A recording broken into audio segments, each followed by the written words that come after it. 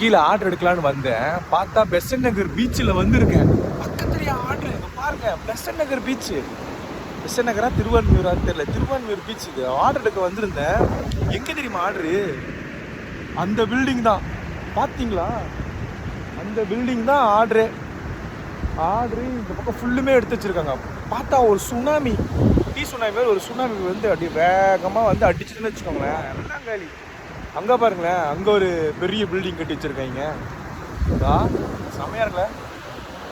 Delivery பண்ணும்போது அப்படியே கடலை பார்த்தோமா, என்ஜாய் பண்ணவா, அப்படியே போகலாமான் இருக்கணும். அப்படிதான் காட்டுக்கா. உங்களுக்கு ஒரு இதை காட்டுறேன் பாருங்களேன்.